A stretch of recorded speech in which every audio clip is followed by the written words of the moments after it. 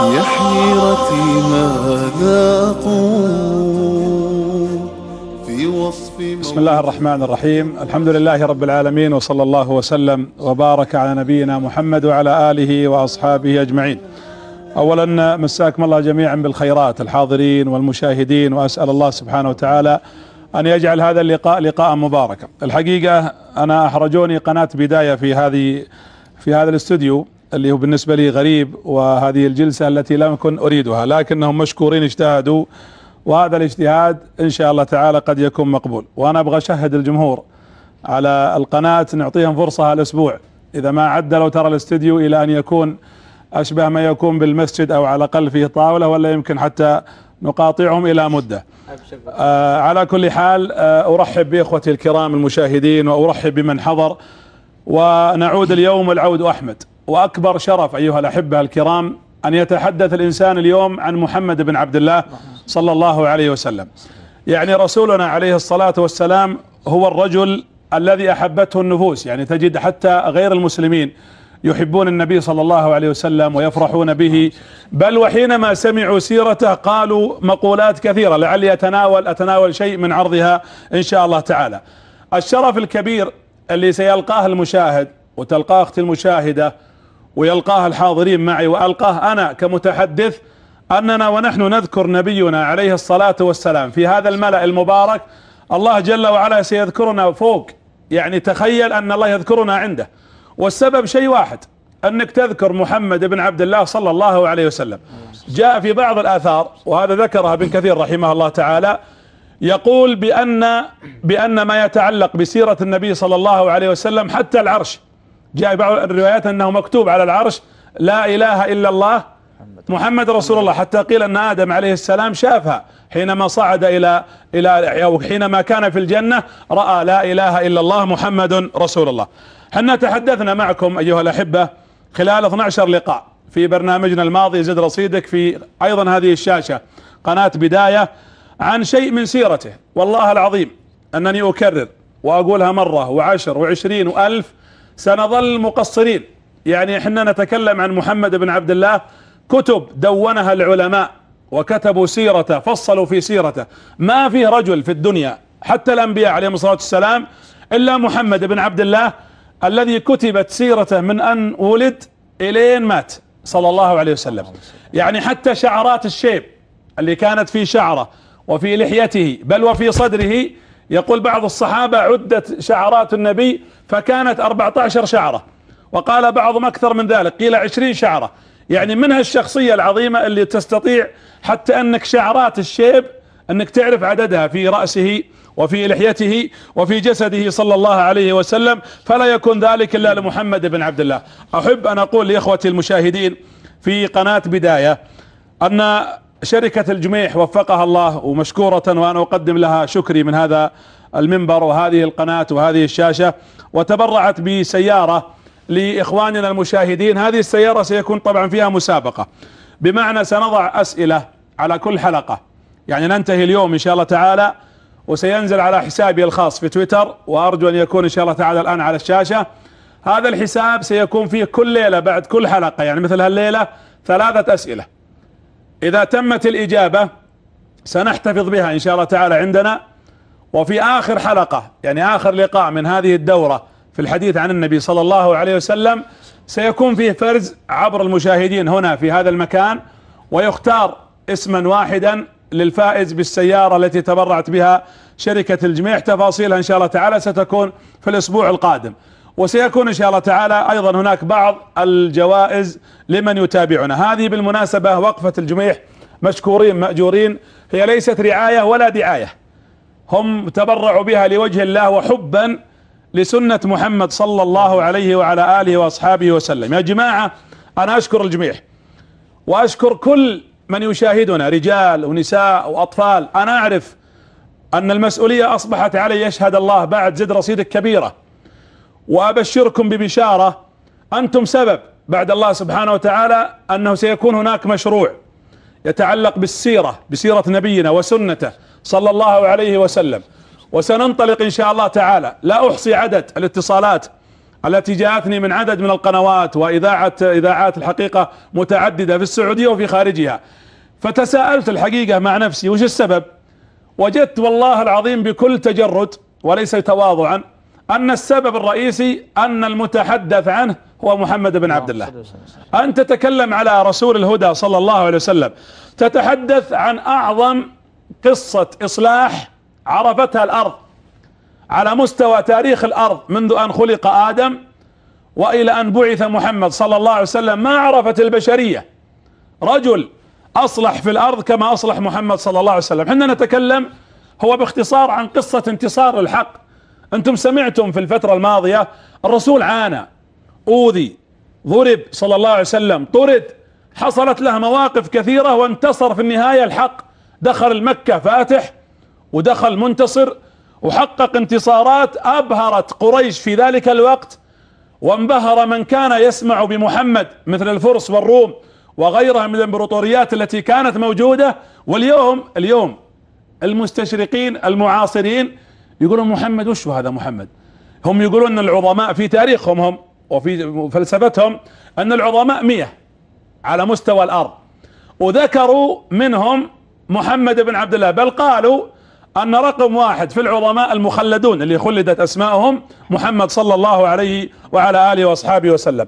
حنا نتكلم عن قصة انتشار الخير. يعني اللي يراجع تاريخ، وحنا ذكرنا هذا في اول لقاء، اللي يراجع تاريخ الجزيرة العربية وش كان وضع العالم؟ ضايعين، ضلال، ما في أمة كانت تعرف حق، أمة كانت تنهب بعضها بعض، وكانت الناس لا تعرف حقا لأحد، وكان الكبير يأكل الصغير والقوي يأكل الضعيف، وكان الإنسانية ليست لها قيمة، وأصبحت الأمة والأرض كلها فساد. ولذلك الملائكة لما خلق آدم كانت تقول مثل هذه العبارة لما قال الله إني جاعل في الأرض خليفة، قالوا أتجعل فيها من يفسد فيها، من يفسد ويهلك الحرث ويهلك النسل ويقتل الناس ولا يقوم بقائمة الدين. النبي صلى الله عليه وسلم غير مثل هذا. ولذلك رسولنا، وأنا ودي كل من يشاهدني، أنا بالمناسبة أطالب المربين والمعلمين والأساتذة والجهات الأكاديمية والجامعات والمدارس وجهات التعليم، بل والله حتى المواقع التي نتواصل بها، اجعلوا شعار حياتنا إن أريد إلا الإصلاح.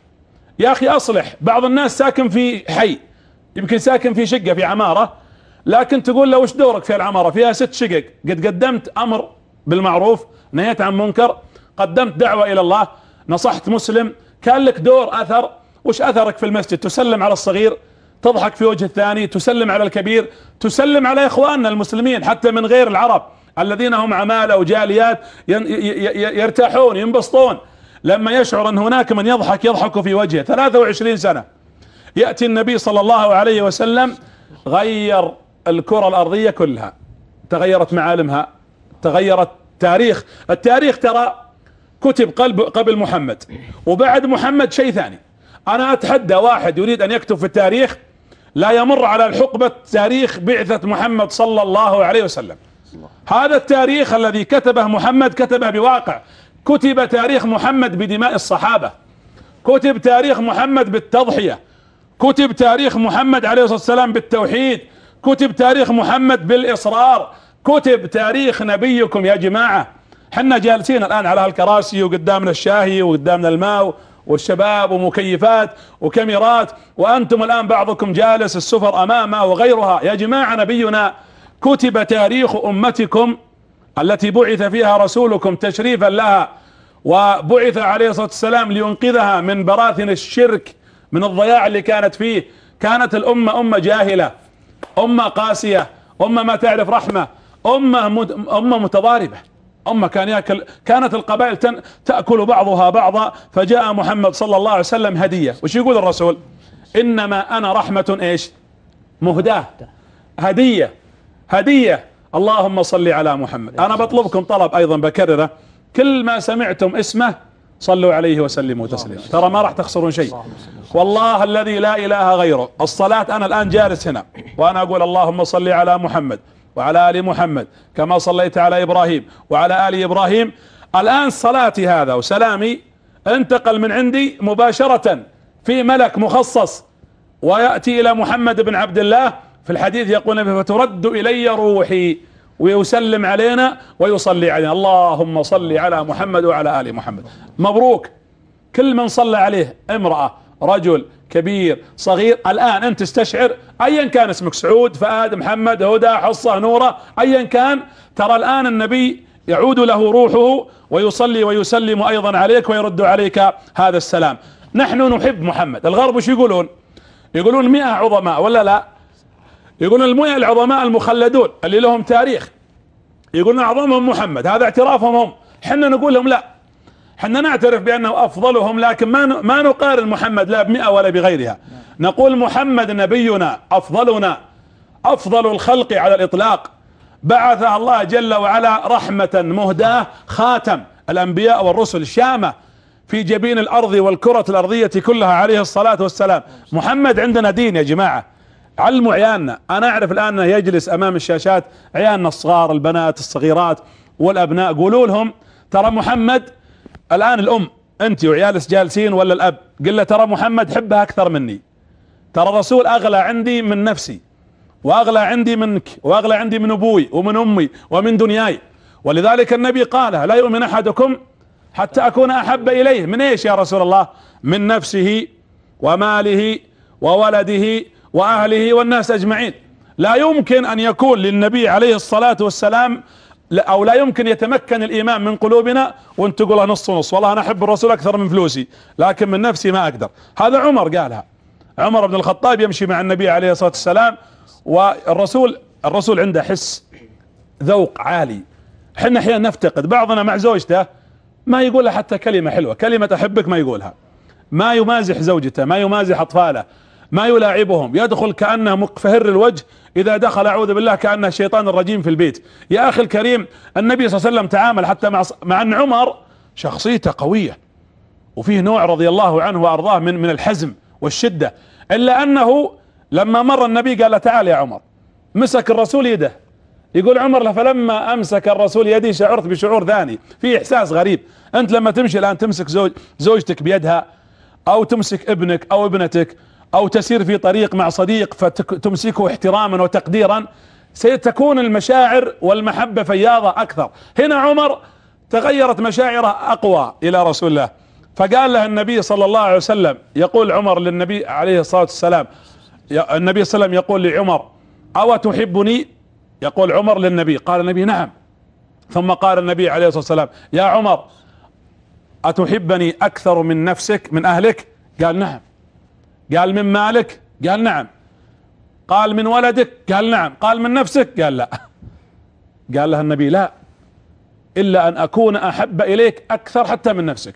يقول عمر بن الخطاب فأطلق النبي يدي، فك يدي، يقول ومشيت شوي، فتقدم وجلس يفكر، ثم رجع قال يا رسول الله والله إنك الآن أحب إلي حتى من نفسي. قال له الرسول الآن يا عمر، الآن اكتمل إيمانك. يقول عبد الله بن عمر ولد عمر بن الخطاب رضي الله عنهما، سألت أبوي قلت يا رسول الله يا أبي لماذا ذهبت، وش كنت تقول من نفسك؟ قال سألت نفسي سؤالين. السؤال الأول قلت أنت يا عمر كنت قبل محمد كافر مشرك، فتغيرت بوجود محمد، يعني محمد بعد الله كان سبب في نقلتي من الشرك إلى الإيمان والإسلام. ويقول سألت سؤال ثاني، أنا يوم القيامة أحتاج نفسي أكثر ولا أحتاج الرسول أكثر؟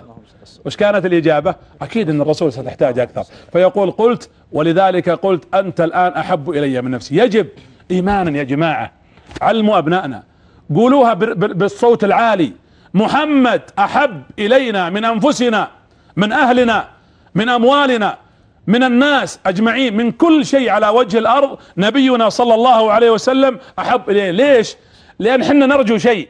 والله العظيم أنا متأكد اللي جالسين الآن أمام الشاشة، أولا كثر الله خيركم وجزيتم خيرا، والله أني أعرف أن هناك معلمات وموظفين وناس يمكن بعضهم لديها أشغال وتأتيني رسائل، بعضهم يقول أترك شغلي. أنا أقول له كثر الله خيرك، مو لأنك تستمع إلي، أنا مسؤول أني أقدم لك شيء عن رسولك حق ويكون بما يتناسب مع عقلك ومع فكرك، فأذنوا لي واسمحوا لي إن أخطأت أو قصرت أو ما ارتقيت بما يليق بمستواكم. لكني أقول لكم شيء، والله العظيم وأنتم الآن تجلسون تحتسبون الأجر. أولا خذوها بشارة في بيوتكم الآن عبر الشاشات، تراكم جالسين والملائكة تحفكم.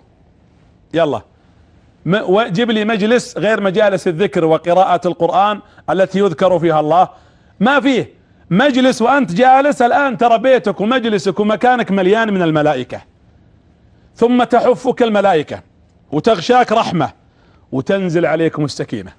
والله ان السكينة ستنزل لأن الكلام عن رسول الله صلى الله عليه وسلم. لا وازيدكم إذا انتهى هذا المجلس ينادي منادي قوموا يلا، وين؟ مغفورا لكم قد بدلت سيئاتكم حسنات. فحنا نرجو أن نكون رفقاء النبي صلى الله عليه وسلم في الجنة، والله هذا رجاؤنا، وإننا بإذن الله متفائلين. أنا متفائل أن حديثنا عن رسولنا ودموعنا التي سكبتموها حبا لرسولكم عليه الصلاة والسلام مع صدق الاتباع وحسن الاتباع سيكون سبب في أن نكون رفقاء محمد صلى الله عليه وسلم. حنا طماعين أن نكون جيرانه يا جماعة. النبي صلى الله عليه وسلم لما يفتح باب الجنة يأخذ بأيدينا بأيدي أمته، وسيكون لي حديث عن هذا، ويجلسك حتى يدخلك في قصرك، يقول تعال يا عبد الله وتعال يا فيصل وتعال يا أحمد تعال يا فلان، ادخل هذا المكان لك قصرك. والجار من هو؟ جارك رسولك. انت متخيلين؟ انت متخيل انك جالس في الجنة الآن وتطلع مع باب قصرك وتناظر القصر اللي على يمينك هو قصر محمد بن عبد الله؟ انت متخيل انك ترى لوحة مكتوب قصر محمد بن عبد الله وهذا قصر فهد وهدى وفلان وعلان؟ هذه أمنية، أسأل الله لا يحرمنا وإياكم هذه الأمنية العظيمة. حنا غايتنا كبيرة. أنا ما جيت قناة بداية ولا أتى الأحبة ولا جلستم أنتم حتى نضيع أوقاتنا. حنا غايتنا أن نسقى يوم القيامة شربة، بس مين من هالكاس؟ شربة من يد محمد من يده عليه الصلاة والسلام، والله لا نظمأ بعدها. أنتم عندكم خبر أن الحوض، أنا قلت لكم في آخر حلقة في وفاة النبي عليه الصلاة والسلام، الرسول لما طلع للصحابة يبكون كان في حجرته وقال لعائشة ما هذا الصوت؟ قالت الناس خائفون عليك يا رسول الله، خايفين. وطلع النبي صلى الله عليه وسلم وحدثهم بالحديث اللي سمعتموه. من جملة ما قال النبي قال يا أيها الناس إن موعدي معكم ليس هنا. هذا مو مكان الوعد، هذه دنيا. صح تحابينا وآمنا بالله وذرفنا العيون وسكبنا الدماء والأشلاء في سبيل الله، لكن النبي يقول لهم لا، الموعد معكم هناك على الحوض يوم القيامة. والله لكأني أراه، شوفوا الوصف، يقول كأني أشوف الحوض من على منبري هذا. ثم يقول لهم الرسول إن منبري هذا سيكون منصوبا على الحوض، واللي يدخل منكم المدينة الحين، وأقول لأهل المدينة إذا رحت تصلي صلاة العشاء إن كان أحد يشاهدنا أو رأيتم الآن في قناة السيرة أو السنة النبوية وشفت القناة وانت ترى المدينة، إذا شفت منبر النبي ترى هذا المنبر سيكون يوم القيامة على الحوض، والذي يعتليه ويصعد عليه هو رسولنا صلى الله على محمد صلاة دائمة. ليش الرسول يبغى على منبر؟ أنا تو أقول للإخوان في بداية أنا أبغى كرسي وطاولة على أساس أشعر أني أخاطب الناس حتى لو ما أشوفكم، يشهد الله أن قلبي مع من يشاهدني ومع أحبة الحاضرين، لأننا هدفنا أن نبلغ رسالة رسولنا ورب العالمين قبل ذلك للناس أجمعين. والرسول يصعد المنبر عشان يشوف أمته. تخيلتوا هذا المشهد؟ ترى يوم القيامة صعب. 50 سنة الناس واقفين ما في حساب، طالعين من القبور واقفين، والسنة الواحدة أو اليوم الواحد ك1000 سنة ايش مما تعدون. يعني وقت وحر وشدة والشمس تدنو والعرق يسيل وموقف مهيب، والأنبياء جالسين ينظرون للموقف، والناس ماتت عطش، ويأتون لكل نبي يتحركون من موقع لموقع يطلبونه فقط يا نبي الله، يذهب لآدم ونوح وإبراهيم وموسى وكل الأنبياء. في النهاية يكون الشافع عند الله للأمة بل للأمم هو رسولكم صلى الله على محمد صلاة دائمة. وفي هذا الحال يأتي يسقينا من يده الشريفة، والله كأني أرى يده.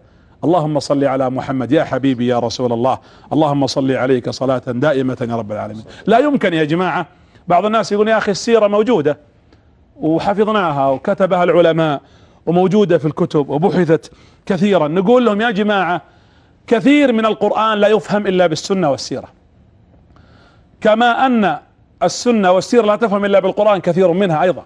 لا يمكن أن الإنسان يستطيع يفهم. أنت إذا جاءتك الآن آية في القرآن الكريم وتتحدث عن موقف معين، مثلا قول الله جل وعلا إنا أنزلنا إليك الكتاب فاحكم بما أراك الله ولا تكن من للخائنين خصيما، اللي ما يعرف سبب نزولها وقصتها في الغالب لا يستطيع فهم الآية ولا فهم سياقاتها. القرآن الكريم مرتبط بهذه السنة ومرتبط بسيرة النبي صلى الله عليه وعلى آله وأصحابه وسلم. كيف نستطيع أن تكون لنا نهضة في حياتنا؟ احنا نبغى نهضة. احنا ندعي الآن البلدان، كثير من البلدان الإسلامية اليوم هي في مؤخرة ركب الدول المتقدمة. إذا جينا نتكلم عن النهضة التي ينشدها هؤلاء وحنا نريدها، نقول لهم يا جماعة حياتنا، ثقافتنا، قوتنا، مجدنا، سؤددنا، عزنا، حضارتنا، نهضتنا، والله نجدها في كتاب الله وفي سنة النبي صلى الله عليه وسلم. ارجعوا لسيرته. نقول لكل أحد ترى ثقافتي وقراءاتي وتركيبتي ونفسيتي هي منبثقة من سنة محمد عليه الصلاة والسلام. جاءنا بعد خوف، بعد اضطرابات. أول ما دخل المدينة وش سوى النبي صلى الله عليه وسلم؟ أنا أعرف أن في بيوت الآن تعيش هم، بعض البيوت كأنها ثكنة عسكرية وكأنها جبهة حرب ومعركة، الحرمة في زاوية والزوج لا يكلمها ومشاكل أسرية على إيش؟ على أمور تافهة. الرسول دخل المدينة قال لهم كلمة، تذكرون لما قلت أول خطبة خطبها النبي وشي؟ وقف أمام الناس وقال يا أيها الناس. المفروض الآن يقول كلام في نوع من تأسيس الجانب السياسي والعسكري، ضبط للمدينة. أعطاهم كلمات يحفظها الناس اليوم، على حتى أهل المدينة يحفظونها. قال أفشوا السلام. أول كلمة السلام. أنا نبي سلام، أنا نبي رحمة.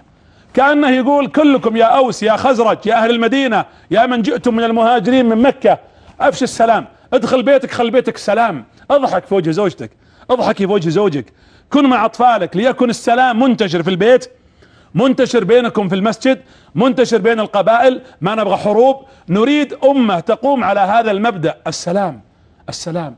أنت متخيل لما تدخل بيتك وأنت بروح السلام، وتطلع وأنت تقول لك زوجتك تقول لها مع السلامة والسلام عليكم والله يسلمكم، ستشعر بهذا النفس وأنت جالس تأخذ وتعطي مع أهل بيتك. والنبي هنا عليه الصلاة والسلام يقول وأطعموا الطعام. أفشوا السلام وأطعموا الطعام. يقول لهم الرسول أطعموه، تبغون إكرام؟ إذا جاكم الضيف أكرموا، إذا جاءكم الفقير أنفقوا، أعطوه، تصدقوا. أنفقوا فقط، أطعموا الطعام أيضا على أهل بيوتكم، يعني لا تبخلون. أكل زوجتك وأهلك.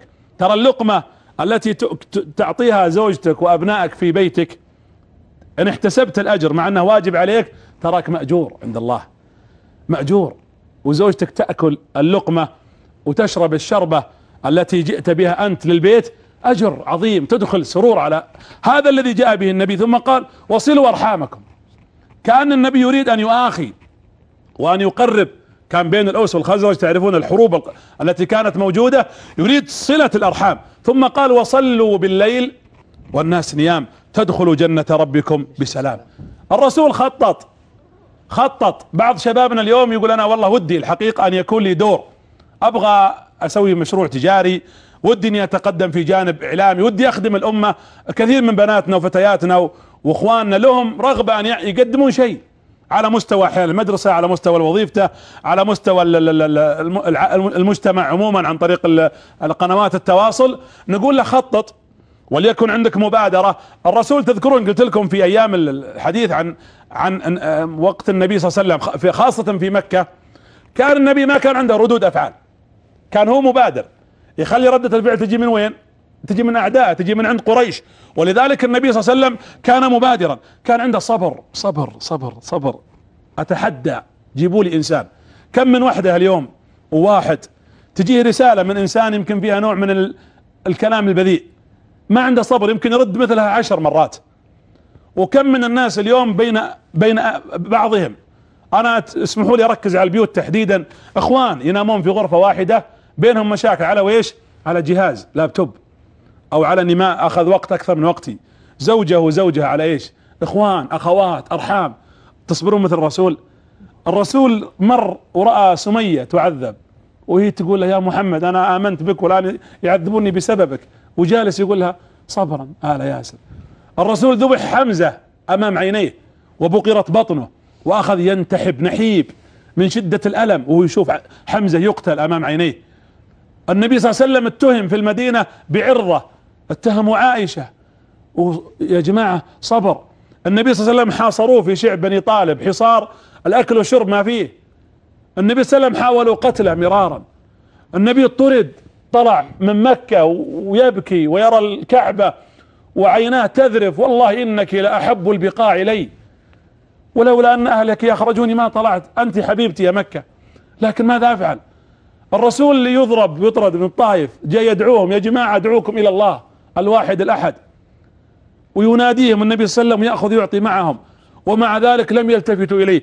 كل هذا الصبر والتضحية تستطيع ان تصبر كما صبر نبيك؟ النبي خطط، رد، درب، تدريب ايماني، تدريب روحي، تدريب علمي، تدريب عسكري، تدريب فكري. نموذج ذلك دار الارقم، جمع الصحابة وكان يجلس يدرب هؤلاء. اخرج جيل، طلعنا ابو بكر، اخرج لنا عمر، سعد، معاذ، معاوية، اخرج لنا جيل صادق ثابت نقلوا الشريعة من بعده. الرسول احتوى الجميع. انا جالس ترى اذكركم بالماضي هذا كله، ما بعد دخلت على الموضوع الرئيسي. الرسول احتوى الجميع حتى اعداءه، حتى الاعداء الذين كان هم اعداء الله. هرقل ماذا قال لابو سفيان لما علم هرقل عظيم الروم ان فيه واحد من قريش من بلد محمد؟ قال جيبوه، تعال تعال تعال. فلما دخل سأله الاسئلة التي ذكرتها لكم، ثم قال يأمركم بماذا؟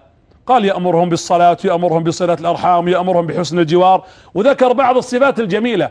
ثم لما ذكر عنه بعض الاسئلة فاجابه، قال له هرقل ان كان حق ما تقول هذه صفات نبيكم فسيملك موضع قدمي هاتين.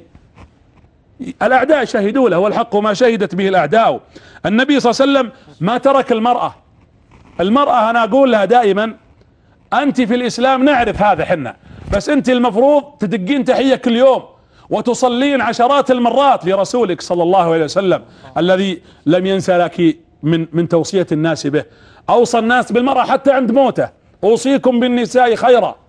وقف مع المرأة، شاركت المرأة مع النبي في كل احواله وفي كل مراحله، بدءا بخديجة رضي الله عنها وارضاها، وانتهاء بامهات المؤمنين وبنات النبي صلى الله عليه وسلم على رأسهن فاطمة. كل هؤلاء النسوة التي شاركن مع النبي عليه الصلاة والسلام، هذا فيه دلالة على ان النبي وضح الامر. كان الرسول يخاطب الناس بخطاب راقي. وانا انصح نفسي وكل القنوات، منها قناة بداية والعاملين فيها والمشايخ والدعاة وطلبة العلم والاعلاميين والى اخره، لغة الخطاب متى وكيف.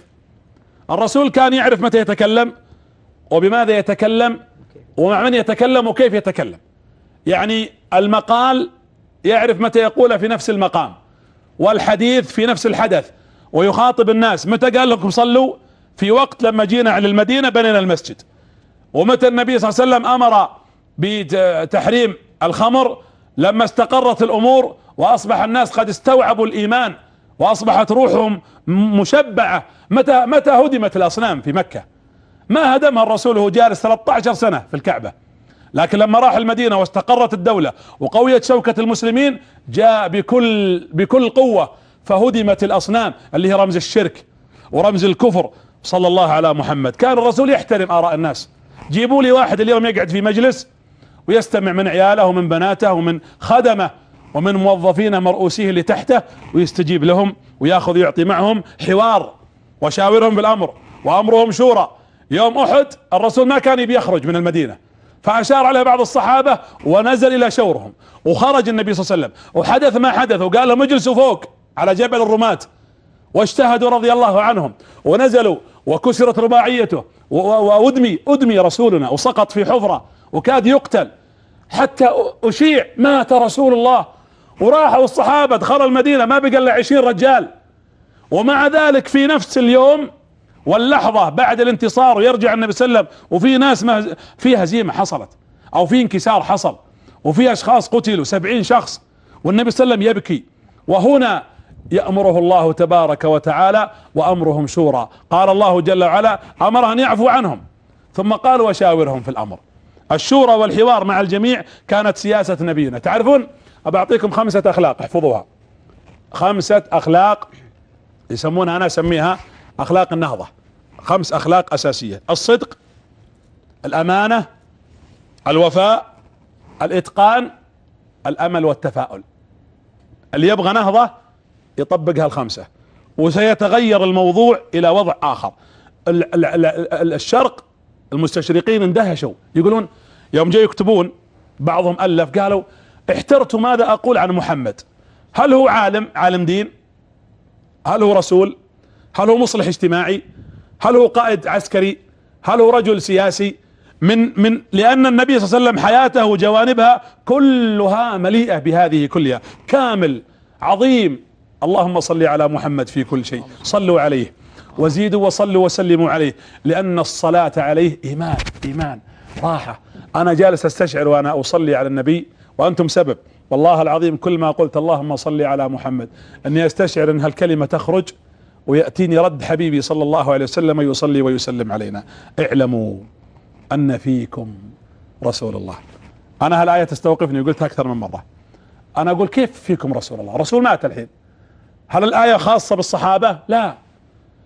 اعلموا أن فيكم رسول الله. أنتم يا نساء الرسول الآن يجلس معكم لأنه أمر المرأة وخاطب المرأة وبايع النساء، وقف بيعة النساء المشهورة، خطب يوم العيد المنبر وصعد وكلم الناس ثم نزل وراح لين وصل عند النساء فخطبهن خطبة. فيكم رسول الله، سنته موجودة، هديه موجود، رشده موجود عليه الصلاة والسلام. الرسول معنا في كل مجال، العالم، الحاكم، المربي، المفكر، كل إنسان سيجد في حياتنا محمد عليه الصلاة والسلام كل جوانب الكمال والجمال صلى الله على محمد وعلى آله وأصحابه وسلم. احنا نبغى من سيرة رسولنا، احنا بنرجع معكم 3 شهور، نبغى تطبيقات عملية. وأنا أعيدكم إن شاء الله اللي أبغاه منكم حاجة واحدة: الدعاء والمشورة.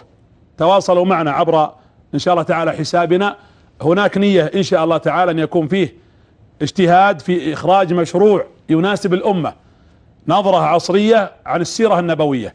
وإن شاء الله تعالى سنجتهد أن نبحث عن سيرة النبي، لكن بشرط أنا لا أريد فقط مواعظ. نعم حياة نبينا كلها موعظة، ونبينا صلى الله عليه وسلم حياته كلها إيمان. أنا أريد تطبيقات عملية. أنا أبغى اللي يسمعني الآن وبعد ما ننتهي البرنامج، واليوم مقدمة وقد تكون ثقيلة واسمحوا لي، أبغى اللي يسمع هذا البرنامج ويشارك معي، وعندي نية أن يكون هناك موسوعة متكاملة عن سيرة النبي بنظرة عصرية، بشرط لن نغير إن شاء الله تعالى ولن نبدل ولن نحدث في سنته ولا في هديه بإذن الله إلا ما وافق الكتاب والسنة، لكن سنسقطها على ما يتناسب في واقعنا. يا جماعة إذا كنا نؤمن أن السيرة تناسبنا كلنا، الحين جالس أقول لكم أنا تناسب الغني والفقير والضعيف والقوي والملك والأمير والحرمة والرجل والطفل والمعلم والمربي، طيب كيف نسقط هذه السيرة؟ كيف نستطيع نوصل سيرة محمد لكل هؤلاء الأصناف ونقول لهم هذه سيرة النبي صلى الله عليه وسلم معنا، سيرة النبي موجودة. أنا أبغى، وبالمناسبة أشكر بعض الجهات كلموني وترجموا السيرة التي ألقيت الفترة الماضية بالإنجليزي، وجاءتني اتصالات الحقيقة أنه استفاد منها مجموعة لا بأس بها من غير العرب. يا جماعة ديننا نبينا، خلونا نجتهد في بث سنته وسيرته. وانا اقول واطلبكم وتراكم في حل ترجموا مثل هذه اللقاءات، ليس لان المتحدث الضعيف، لا والله، لان المتحدث عنه هو حبيبكم. خلوا الناس يشوفون. انا عندي نية وهدف اني اصل للاطفال، اصل لغير العرب من المسلمين وحتى غير المسلمين، نقول تعالوا هذا رسولنا، نشرف انه رسولنا. ما في انسان يكون ظاهره وباطنه في كل احواله صفاء ونقاء الا الانبياء والرسل على رأس محمد بن عبد الله. الناس احيانا انا وانت جالسين قدام الناس والكاميرات لابسين بشوتنا وخارجين بالصورة الحسنة، قد نكون خلف هذا عندنا اخطاء. رسولنا لا، رسولنا ظاهره وباطنه جمال وطهارة ونقاء وصفاء وجمال وكله. ولذلك هو اللي يقول للناس حدثوا عني، بلغوا عني ولو آية. نبلغ كل شيء، قال بلغوا، انا ما عندي شيء اخاف منه. والواحد مننا متى تعرف سر الشخص؟ اسأل الزوجة عن زوجها، تعلمك علومه داخل الغرفة، واسأل الزوج عن عياله، هو اللي يعرف. الرسول يقول ميت زوجته بلغوا عني، وتقول خديجة جاي النبي صلى الله عليه وسلم كما تذكرون من الغار، زملوني زملوني، وتقول لخديجة يا محمد والله لا يخزيك الله ابدا. بدأت الان ترجع تتذكر اخلاقه، ما عنده دش شغال عليه 24 ساعة، ما عنده اخطاء يحارب فيها الله ورسوله، ما عنده شيء يخفيه عن اعين الناس يعني منكرا او معصية. لا، النبي صلى الله عليه وسلم تقول له خديجة قم والله لا يخزيك الله ابدا، انك تصل الرحم وانك تعين على نوائب الحق، وتذكر صفات وكمال وجمال. وتقول عائشة بعد ذلك بسنوات كان خلقه القرآن. وش احسن من كذا؟ اللي يشهد عليك حرمتك. احنا لا نحط الحين نقول الحريم اشهدوا على رجالكم او العكس، بس ما ودي احد يصدق ثم ينزلون فضايح نقول تعالوا علمنا وش اللي يدور، سترى العجب العجاب. ولذلك هذا النبي بلغوا عني ولا بل وش قال علينا؟ حذرنا من نقطة، لا يجينا واحد عنده عاطفة زائدة تصل الى حد الغلو ويكذب. يقول ليش تكذب؟ تجيب قصص مكذوبة على النبي او تقول ما ليس حق. يقول ودي احبب الناس في الرسول. الرسول لا نهانا عن هذا، ما يحتاج. سيرته الصحيحة المنشورة المنثورة بين ايدينا تغني وتكفي. ولذلك يقول ومن كذب علي متعمدا فليتبوأ مقعده من النار. لا تكذبون علي ولا تقولون فيني ما ليس حق، لا سلبا ولا ايجابا. السلب يكذبه المستشرقون واعداء الدين، يشوهون سمعة النبي صلى الله عليه وسلم، زعموا طبعا كما يفعلون اليوم في رسم هالكاركتيرات وغيرها، يحاولون استفزاز العالم بأسره، وحنا نقول لهم موتوا بغيظكم.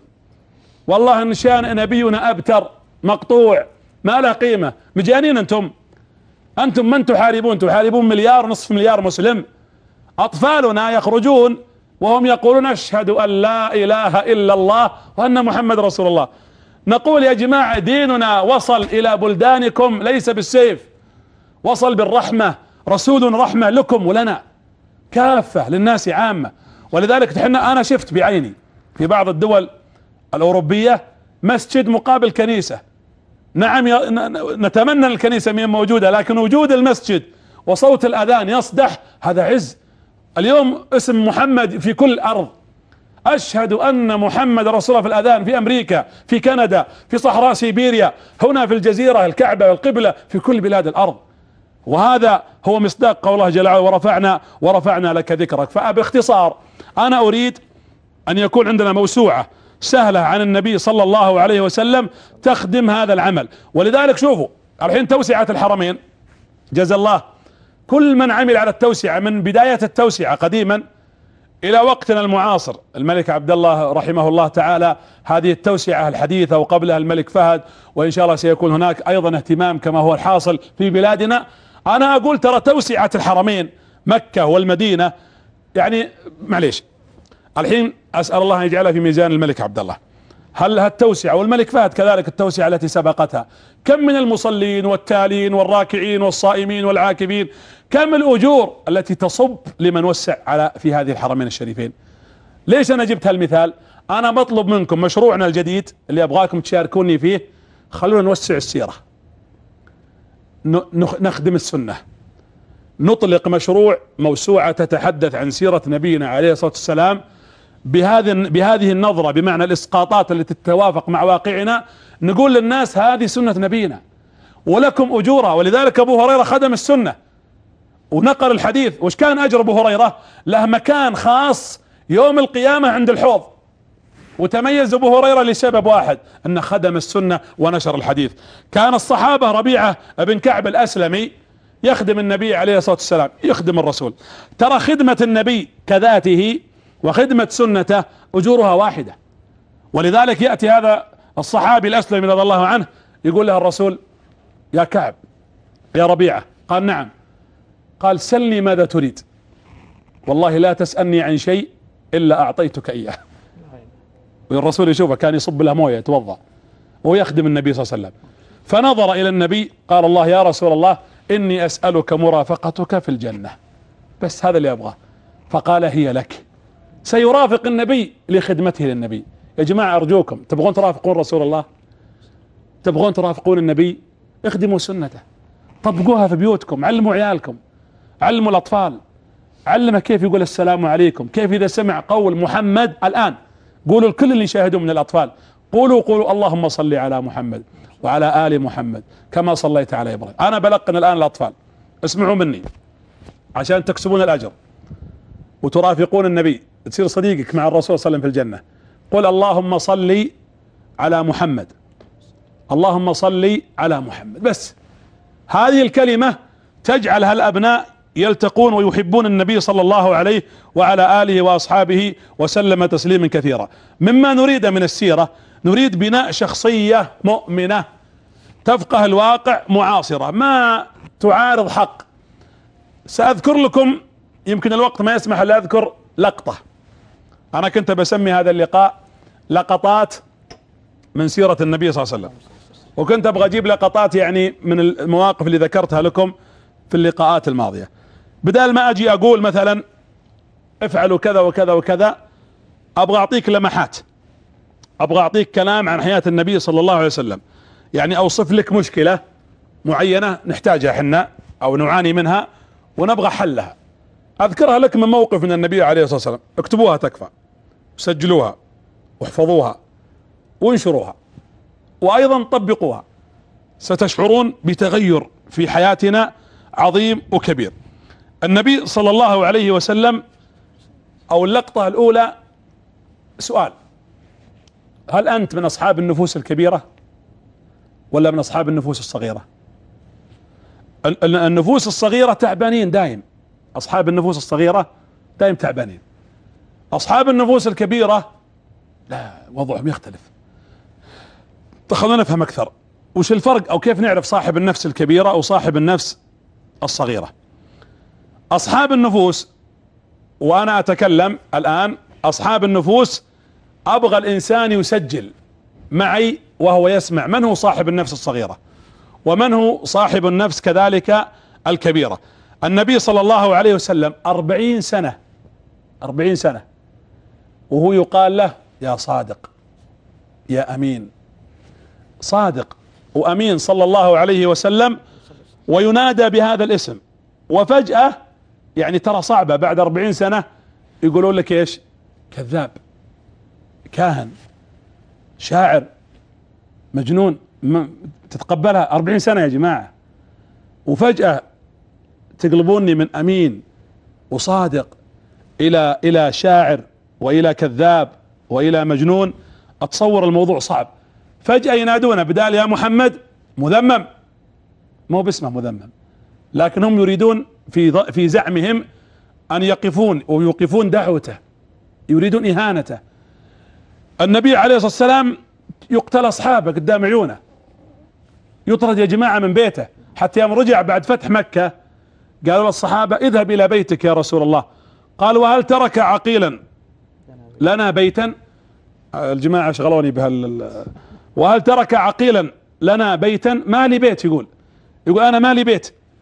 ويخرج النبي صلى الله عليه وسلم من أرضه وبلده، وأيضا النبي صلى الله عليه وسلم يقتل عمه وينتحب ويبقر بطنه أمام عينه. وحاربوه قومه، حاربوه سنوات في غزوات كثيرة، وقتلوا من قتلوا من أصحابه.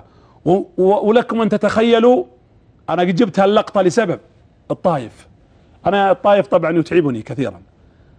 رايح الطائف يدعوهم، يطلب أيضا منهم الحماية، ولكم تتخيلوا طرد وضرب وحجر والذي يضربه السفهاء وأطفال. وتبون تتخيلون يعني شدة الألم اللي أصابت النبي. الدعاء وين كان الرواية فيها يعني مقال، لكن يقول في الرواية الصحيحة أني كنت أهيم في قرن الثعالب. يقول عائشة، يقول أهيم على وجهي أنا ماشي. إذا بغيت تتخيل شدة الألم، شوف كلمات الرسول: اللهم إني أشكو إليك ضعفي وقلة حيلتي، قلة حيلتي وهواني. هذا من اللي يقوله الرسول، يقول وهواني على الناس، أنت ربي ورب المستضعفين إلى آخر ما قال. يعني الرسول وصل إلى درجة حتى أن زيد رضي الله عنه كان يحمي النبي ويضرب ويسال دم النبي صلى الله عليه وسلم. اللقطة هذه تنقلنا إلى يوم دخل النبي مكة فاتح 10,000 قوة عسكرية، ويدخل النبي صلى الله عليه وسلم، الدنيا تغيرت، الله له قوانين في الكون، الحق منتصر. الآن داخل مكة واحد من الصحابة الأنصار، لاحظوا أنصاري مو من المهاجرين، المهاجرين عانوا، طردوا من بلدهم وضربوا وقتل منهم من قتل، الأنصار كانوا في المدينة. اللي يتكلم هذا أنصاري، يعني مو بمهاجري، يعني ما عانى، بمعنى أصح ما حس بالألم اللي حسوا به، ومع ذلك كان يقول هالكلمة.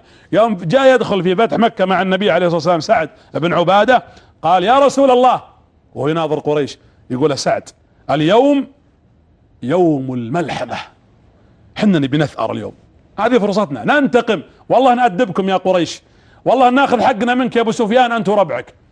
الرسول غضب، التفت قال لا لا يا سعد، اليوم يوم المرحمة، يوم المرحمة، تقدر تنتصر على نفسك اول شيء. الحين لو تتكلم في ناس انا اعرف ويجوني تأتيني اتصالات تقول بيني وبين اختي مشكلة من 20 سنة، عشان بنتي لما جت تنخطب راحت قالت للخطابين ترى كذا كذا، والى الان ما تزوجت، والى يومك ما اكلمها. بعض الناس بينه وبين اخوانه واعمامه واقاربه وارحامه وجيرانه ومرؤوسه، واحد يذكر مشكلة حصلت من موظف صديق له من 26 سنة، وناس ماتوا بينك وبين ناس خصومة، مات هذا مات في قبره ولا يزال قلبه. يا جماعة لا، يقول له لا اليوم يوم المرحمة. كأن الصحابي يقول يا رسول الله احنا نبغى حقنا، والرسول ينظر اليه، هذا نفس الانصاري. طيب كيف المهاجري اللي طلع من بلده وداخل الان يشوف الكعبة، يشوف بيته، يشوف اثار المكان اللي كان يتمشى فيه؟ انا بسألكم سؤال، لو تطلع انت من بيتك اللي ساكن فيه البيت ثاني، تنتقل او حي اخر، او من شقة الى شقة، او تنتقل من بلد البلد بسبب العمل، او مغترب جاي، اخواننا المغتربين عندنا هنا في السعودية، او حتى بعض اخواننا السعوديين الان اللي مبتعثين وغيرهم. يا جماعة اللي يخرج من بلده ويترك مرباه ومكانه الاول يشعر بحنين ويشعر بغربة لا يعرفها الا من وقع فيها. ثم قال سعد يقول اليوم يوم الملحمة، اليوم يوم يذل الله فيه قريش. وش الكلام يا سعد؟ هذا يقول الرسول مع انه من حقه، واعتدوا عليهم بمثل ايش ما اعتدوا، لكن الرسول ما يبغى هذا، الرسول ما بعث حتى يهين ويضرب ويقتل، النبي صلى الله عليه وسلم يريد غير ذلك. ولذلك قال لا يا سعد اليوم يوم المرحمة، اليوم يوم يعز الله فيه قريش. يا رسول الله قريش ضربوك طردوك وتكلموا على اهلك وتكلموا في عرض عائشة في المدينة وفعل ما فعلوا، كيف يا رسول الله تقبل بكل بساطة مثل هذا؟ نفسه كبيرة، النفس الكبيرة التي تريد ما عند الله، قادرة على الصفح، خاصة لما تكون انت قادر ومتمكن. العفو عند ايش يقولون؟ عند المقدرة. اللي ما يقدر وقال عفوت هذا يمكن يكون اجره اخف، لكن اللي قادر، انا انت بين يدي الان اقدر انتقم منك واخذ حقي، تكفى. ابى اطلبكم طلب، بعض الناس يشيل على راسه حمول واجد، شايل معه شنطة من ذكريات الماضي وحاط فيها حصى مواقف. هذا الموقف اختي يوم قالت لي قبل 3 سنوات، وهذا ام زوجتي الله يكفينا شرها قالت لي كذا كذا وتسببت بيني، وهذه ام زوجي هذه النمسة هذه الحية اللي من تحت كذا، وهذه كذا، ومواقف بعضها قد يكون تافه وبعضها قد يكون قوي، لكنها ذكريات ومصائب فرقت اسر وسببت تشرذم بين العوائل وقطيعة رحم ومصائب. والله يا جماعة انها يشيب لها الرؤوس. النبي عليه الصلاة والسلام ارتقى واصبحت روحه دخل مكة بكل بساطة. ما تظنون اني فاعل بكم؟ يقول لهم، هم انفسهم جاوبوا قالوا اخ كريم وابن اخ كريم، حنا عارفين اصلا. قال قوموا اذهبوا فانتم الطلقاء. تقدر؟ والله انها تقدر النفوس الكبيرة على ان تتنازل لله بعد 20 سنة يا رسول الله فعلوا فيك ما فعلوا، وتقول قوموا فقد انتم الطلقاء. في ناس كما ذكرت لا يزال يذكر شيء من الماضي. ترى العفو والنفس الكبيرة تنعكس عليك. شوفوا ترى اللي الحين معليش كل واحد يلتفت وجه الثاني، شوف بيتك واسرتك، تذكر بعض اخوانك وجيرانك وزملائك، شوف اللي دايم يعفو. اكيد تقعد انت في المكتب وتجيك واحد من زملائك يقول لك والله هذا المدير فعل فيني كذا كذا كذا، وتلقى الموقف له 2 سنين. ان كنت انت عاقل بتقول يا أخي هذا يعني معليش أشغلنا كل يوم بهالموضوع وكأن القضية الدنيا كلها. أما الذي يعفو يعفو يعفو يعفو ويترك، ليس معنى ذلك أن تكون أهبل أو إنسان تكون ترضى بالدنية وترضى بالإهانة، هذا شيء وهذا شيء. أنا أتكلم على أن تكون ذو خلق عالية، أن لا تبالي، أن تعفو لوجه الله سبحانه وتعالى، ترجو ما عند الله. وسينعكس علينا، على حضارتنا، على أمتنا. ولذلك ستكون أنت ممن سطر في تاريخ الأمة وأصبح لك تاريخ تاريخ تاريخ كبير. تعرفون موقف الذي حدث في مكة؟ خزاعة وبني بكر. مو بخزاعة قلنا أنها أسلمت في فتح مكة وكان صلح الحديبية، اللي يسلم يسلم عندكم ما يجينا، لكن اللي يكفر لا قدر الله يرتد يجيكم، لكن أحلافكم لكم وأحلافي لي. هذا اتفاق النبي مع قريش، وافقوا. خزاعة كانت مسلمة وبني بكر كانت كافرة، هم كان بينهم حرب قبل الصلح هذا.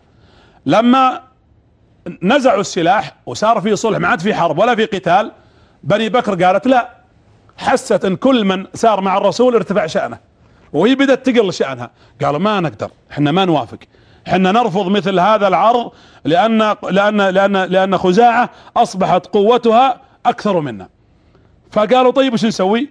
قالوا إذن تقولها الآن بني بكر نروح نحارب خزاعة. كيف تحاربون خزاعة وكيف تقتلونهم؟ هم نطلوا وضعوا السلاح ووقعوا صلح وهم من أحلاف محمد صلى الله عليه وسلم. نوفل بن معاوية هذا قائدهم قال لا أبدا، راح استأذن قريش، ولما دخل على قريش خاف يسبب مشكلة، قال يا قريش انتم وقعتوا صلح وانا كنت معكم، انا بصراحة احس الان ان خزاعة صارت اقوى مني، انا هونت. المفاجئ او الشيء ان قريش وافقت ونقضت العهد ونست العهد الذي كان بينه وبين الرسول. هذا صلح يا جماعة، ما بسوالف اطفال، هذا صلح وعقد بين النبي صلى الله عليه وسلم وبينهم. وقالت لا، ومدوهم بالاسلحة. قالت لخزاعة لبني بكر تعالوا ونعطيكم اسلحة ونمدكم باللي تبغون. سهيل بن عمرو وعكرمة بن ابي جهل وصفوان بن ابي امية وحويط بن عبد العزى، هذا كان شاهد على الصلح الذي وقع. ودخلوا عليهم في منطقة اسمها الوتير، ذكرت لكم هذا في فتح مكة، وقتلوا 3. هم جايين جالسين ما عندهم شيء. كانت خزاعة توديهم ياخذون عمرة، مثل ما نقول اليوم رحلات عمرة الكعبة. 3 قتلوا، قالوا خلونا نفر الى الحرم الى الكعبة، لأن بقناعتهم ان قريش تحترم الكعبة، يعني حتى لو نقضوا عهد محمد المفروض انهم ما يقاتلون في حدود الحرم ولا في حدود المسجد. فانتقل هؤلاء خزاعة الى ان دخلوا المسجد، فلحقهم ابن نوفل هذا يبغى يقتلهم. قالوا له الناس يا نوفل ارجع الحرم الهك الهك، يذكرونه يعني وينك انت صاحي ولا مجنون؟ قال لا اله لكم اليوم ولا حرم لي اليوم، انتم تناقضون انفسكم، بالامس تسرقون في الحرم، حرامية تشلحون، والحين ما تأثرون لانفسكم، الثار حقكم ما تاخذونه. كان اقنعهم، قال انتم تسرقون في الحرم ويوم جاء وقت القتال وتأخذون الثار تقولون لا ولن نقبل. شوفوا يا جماعة، ادخلوا وقتلوا 20 داخل أروقة الحرم. بقول لكم قضية خطيرة، وخاصة الشباب والفتيات، ترى المعصية الصغيرة تجرئ على المعصية الكبيرة. هذول كانوا يسرقون، وعلى اساس انهم يعني قال لهم ابن نوفل انتم تفعلون كذا وتسرقون، كيف ما تقاتلون؟ هان عندهم الدم، والسبب انهم كانوا متعودين. المعصية ترى ترقق بعضها بعض. اذا قال لك ابوك، انا اقصد الشاب اللي يسمعني الان، لا تمشي مع فلان اللي يدخن، لا تقول والله ده صديقي ولا لكم شغل وانا اعرف من اختار. ترى هز سيجارة هذه قد تقودك الى ترويج والى تعاطي في المخدرات. اللي فاتح رابط جالس يبحث عن محاضرة ولا عن السيرة النبوية ويتفاجأ انه يجيه مقطع او رابط سيء، لا تقول بشوف اول نظرة لي، ثم تستمرئ وبعدين تطيح صغيرة صغيرة ثم صغيرة ثم تكبر. وقالوها العلماء، قالوا لا صغيرة ايش مع الاصرار، الصغيرة مع الاصرار تصبح كبيرة. هذول يا جماعة كانوا يقتلون، خانوا خيانة للعهد، وغدروا بالناس اللي كانوا معهم. يعني انت آمن جنب فلان فجأة يجي يطعنك، ونقضوا العهد. وين قتلوهم؟ وهم يطوفون ببيت الله سبحانه وتعالى. ولذلك الذنوب والله قالها عن بني اسرائيل، قال يقتلون الانبياء ايش؟ بغير حق. وش قال بعدها؟ ذلك ايش؟ رددوا معي، ذلك بما عصوا وكانوا يعتدون. هم ما قتلوا الانبياء على طول، ذلك بما عصوا، في عندهم خزينة ارصدة من السيئات، عندهم مشاكل هي صغيرة لكن صارت متجرئين على المعصية. يوم جاء القتل ومن يقتلون؟ الانبياء، يقتلون الانبياء كما قال الله بغير حق، ذلك بما عصوا وكانوا يعتدون. عاهد نفسك ارجوكم من الان، عهد انك تطلق كل صغيرة، تطلقها، تبتعد عن كل ذنب. عاهدوا انفسكم ارجوكم، والله ان الموت ما ندري، ترى الموت يدور، يتخطى غيرنا الينا، والله ما تدري، قد يكون ملك الموت الان، يمكن وانا اكلمكم الحين يمكن في احد متوفى الان، يمكن في انسان الان في المستشفى يلفظ ارواحه وانفاسه، ويمكن الان ملك الموت يدور على اشخاص وافراد، يمكن في حوادث سيارات فيها اللحظة هذه. الله يحمي المسلمين وابناء المسلمين. ولذلك الانسان يعاهد ربه ان يبتعد عن تلك الاصرار. هنا وشوفوا انا بكمل اللقطة هذه، شوفوا كيف الرسول عانى. تعرفون طبعا القصة، ابن ورقاء لما دخلوا عليه في بيته وراحوا عنده اللي هو زعيم خزاعة، انقذنا انقذنا، قتلوا من قتلوا، ارسل كما تعرفون عمرو بن سالم، قال انطلق للمدينة ولا تقف لا ليل ولا نهار لين تصل للنبي صلى الله عليه وسلم وابلغه بالخبر، ابلغه ان قريش خانت وانها قتلت في الحرم وانها ازهقت الدماء واحنا عزل ما معنا اسلحة. واسأل الله في هالساعة ان ينصر المساكين اخواننا في سوريا وفي غيرها، المساكين العزل اللي ليس معهم حتى كما يقال سلاح ابيض يدافعون به عن انفسهم، ومع ذلك نسأل الله النصر والتوفيق. ابو سفيان طبعا وصل عمرو بن سالم، القصة تذكرونها، وكان في المسجد النبي وحاطب بن ابي بلتعة، وقال له يا رسول الله اللي حصل كذا وكذا ان قريش نقضت العهد. ابو سفيان لما شاف اللي حصل قال لن يسكت محمد، بنروح لازم نحاول نرجع الموضوع. حصل نقاش واختاروا اراء معينة وضعوها، ثم اخذوا حل انه يروح ابو سفيان ويحاول ان يجير قريش، يجير العرب. واول مرة يجي المدينة ابو سفيان بعد ما هاجر له النبي، فلما دخل ابو سفيان خايف ما يدري كيف راح يستقبلونها الناس. الرسول كان جالس في المسجد الحين عنده خبر ان قريش نقضت العهد، فلما دخل ابو سفيان ما راح مباشرة المسجد، راح يدور من؟ بيت بنته اللي هي من هي؟ ام حبيبة زوجة النبي صلى الله عليه وسلم، بنت ابو سفيان بن حرب. هو الرسول لما تزوجها وش قال لها؟ قال تزوجتك، الرسول يقوله، حتى اغزو اباك في قعر داره انا ابغى اهديه بالهيبة. وايضا هو ابو سفيان لما علم ان النبي عليه الصلاة والسلام تزوجها وش قال؟ قال ذلك فحل لا يجدع له انف، ما يقول انا مبسوط انها اخذت محمد من قدها وعنه كافر. شوفوا النبي كيف يعامل، ما جاء الرسول راح يهين ام حبيبة يقول انت ابوك اللي سوى فينا والله لا افعل فيك واترك، ابى اخليك وسيلة تهديد وابتزك الان على اساس ادب ابوك. لا، الرسول ارقى عليه الصلاة والسلام من ذلك. هذا ابو سفيان دخل، ولما جاء يجلس تعرفوا القصة، سحبت فراش النبي صلى الله عليه وسلم وقالت هذا طاهر وانت على غير طهارة، ثم سأل عن النبي وراح له المسجد قال يا رسول الله، ما قال له ان ترى حصلوا وان نقضنا العهد، نبغاك تجير العرب او تقبل اجارتي، انا باجيرهم احميهم. قال الرسول هل حصل شيء؟ قال هو لا، الرسول داري. قال اذا نحن لم نبدل ولم نغير وحنا على العهد لا يكثر يعني توكل على الله. ما قبل النبي صلى الله عليه وسلم، راح من يدور يبغى واسطة، راح اقرب واحد لابو بكر، قال يا ابو بكر اكسبها، ادخل على النبي صلى الله عليه وسلم وقل له انا اجير العرب وتصبح لك سابقة عند العرب قريش كلها. قال نحن كما قال النبي لا غيرنا ولا بدلنا ولا نقضنا. وراح العمر، تذكر لما قال له عمر ما لقيت لنا والله لو ان هذا الذر يقول او هذا الرمل يصبح سلاحا لقاتلتك وقتلتك به الان، لكن توكل على الله. طبعا هذه من عندي، توكل على الله على اساس انها، فتركه وراح العلي وقال له على نفس الكلام، ثم في الاخير ما عاد قام يخبص. شوف القائد الكبير ابو سفيان بالنسبة لقريش، ثم بعد ذلك يذهب الى من؟ الى فاطمة والى علي. الاخوان يأشرون لي، لكن العبرة هنا لما دخل النبي عليه الصلاة والسلام ووقف وقوف صريح وواضح ونظر الى قريش، وين وقفهم فيه النبي صلى الله عليه وسلم؟ اوقفهم على الصفا. الجبل هذا له ذكريات، تذكرون يوم اقف وابو لهب يقوم يقول لي تبا لك يا محمد، أنا أقف اليوم وعندي الأمة كلها أسلمت، أكثر من 10,000 أدخلوا في دين الله. ثم قال كلمته: ما تظنون أني فاعل بكم؟ قالوا: أخ كريم وابن أخ كريم. ثم قال: اذهبوا أنتم الطلقاء، لا تثريب عليكم اليوم، يغفر الله لكم وهو أرحم الراحمين. حقيقة أنا ما خلصت، بس الإخوان يأشرون لي أختم. أيها الأحبة الكرام، لعلها الحلقة مثل ما قلت تجربة، على أساس أنا أعرف أيضا مقدار الوقت، وأعدكم إن شاء الله تعالى الأسبوع القادم سيكون حديث مختلف.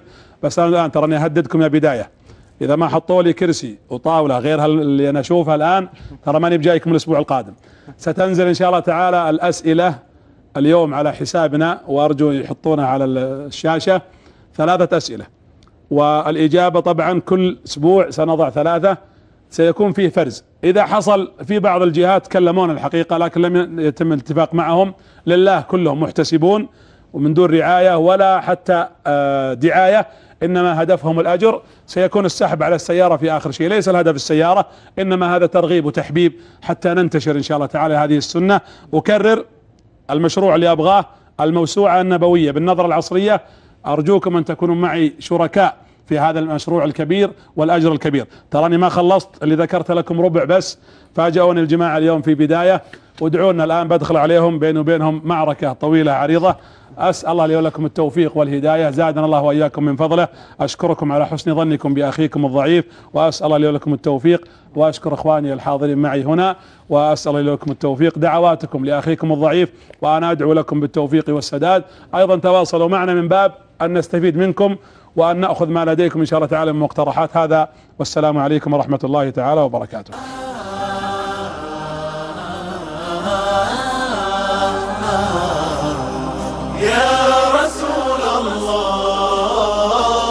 يا حيرتي ماذا أقول في وصف مولانا الرسول؟ يا حيرتي ماذا أقول في وصف مولانا الرسول؟ فبوصفه يا رب أشدو، وبحبه أرجو القبول. هو ربعة بين الرجال